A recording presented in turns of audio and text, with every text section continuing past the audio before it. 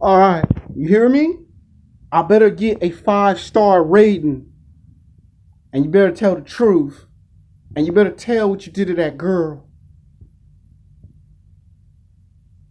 I gotta say, is the Equalizer Part 2 was the shit. Woo! Man, the Equalizer Part 2 is one of the best sequels that I've seen in a long time in Hollywood. I mean, the director Antoine Fuqua actually did a very outstanding job of this film. Like, the first Equalizer with Denzel Washington was poetic. You know, it's a guy that was once a part of the, armed forces. You know, he had martial arts training, a military background. He was disciplined. You know, he was well crafted, and he was trying to leave his past behind him. And he ended up, in the first one, he ended up having to protect the prostitute. Well, this one takes place like 10 years later in the timeline. And you could tell there's a big gap between the first film and the second film. There's a time skip. And in this film, he's on a train going to Turkey. He's dressed up as a Muslim, and he's giving this speech to this man about getting vengeance and how you atone for your crimes. In the beginning of the movie, hold on, spoiler alert, hold on, spoiler alert, hold on, spoiler alert. If you ain't seen the movie, do not watch this movie review if you ain't seen the movie. A lot of people love to watch movie reviews, and then when I tell the whole entire movie or parts of the movie, they get angry and upset. Go back and watch the movie, and then come back and watch the movie review.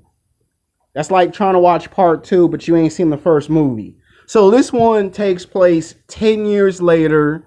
He's on a train, and what makes it very fun and interesting for this character is that he is trying to atone and have a new life for him. So he's not in the United States. He's in a, country basically, and he takes all these guys out, and then he goes and takes the ultimate villain out, and the girl is back with her family. And of course, the real story of the movie begins where he is a Uber driver. He gives out advice, and, and what was so good about this one is that his best friend comes to him, the lady, and talks about his wife from the first film.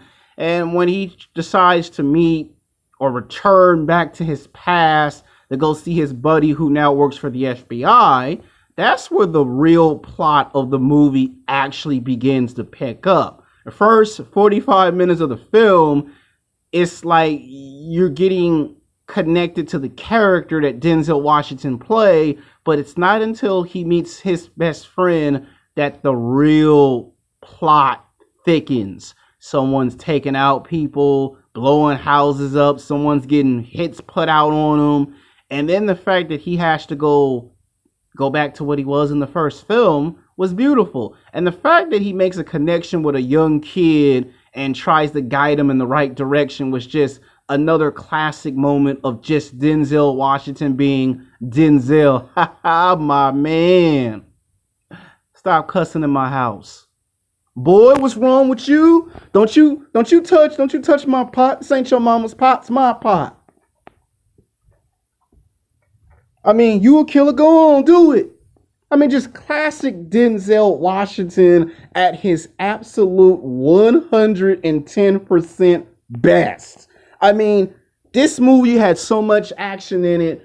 I could have sworn I thought this was Bourne Identity, John Wick meets The Equalizer. I mean, the way he was breaking arms, legs, breaking necks, pulling eyes out, knocking people out unconscious, the scene of him fighting in the car. I mean, that was a very good written and directed action scene right there. To me, that was the best part of the movie. I mean, some people are going to argue that it's actually when he went into the storm back in Florida or wherever it was at and take out the Special Forces Task Unit like they were nothing and take out the actual villain. Now, people might say, do you picture Denzel coming back and doing an Equalizer 3? I do believe there will be a part 3 in the distant future. I do think you might have to wait 2, maybe 3, possibly 4.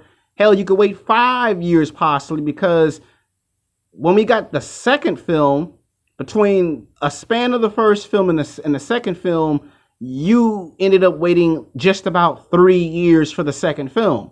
And I do believe that the director is working on a script to make a third film. And I think this might be the first time we see Denzel do 3 films that is a trilogy. Now, do I think Denzel will come back and do a third story? I think the answer is yes. But I think if you do a third Equalizer, there's got to be a compelling story. There's got to be something to tie them to the past.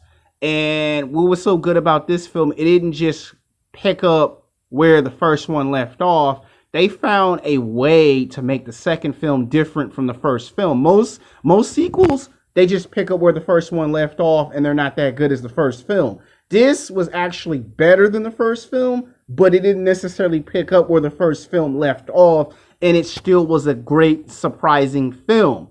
Now, this movie right here, I give a 10 out of 10, simply because this film had all the elements of storytelling. You know, it didn't just tell his backstory. It went into full depth on what he's doing presently compared to what he done in the first film. And they try to make this where at the end of the movie, he becomes a miracle worker, where he makes miracles happen at the end of the film. And he has a sense of pride that he returned home and that he could actually survive given the circumstances, that his wife always wanted him to have a happy and normal life. And that's the sense that you see at the end of the film. This is not a guy anymore hell-bent on, I just want mayhem and destruction. At the end of the second film, you see the guy has some type of awakening that it's not as bad as his wife told him it was. He starts to believe that maybe he can do better in the world without resorting to what he did in the first film and in the second film. So that's the difference between the first film and the second film. The reason why I give this a 10 out of 10 is because it's that very good of a movie. It's that enjoyable. It makes you want to go back and watch the first Equalizer and then get ready for the DVD to come out in the year and then watch both of them right after another.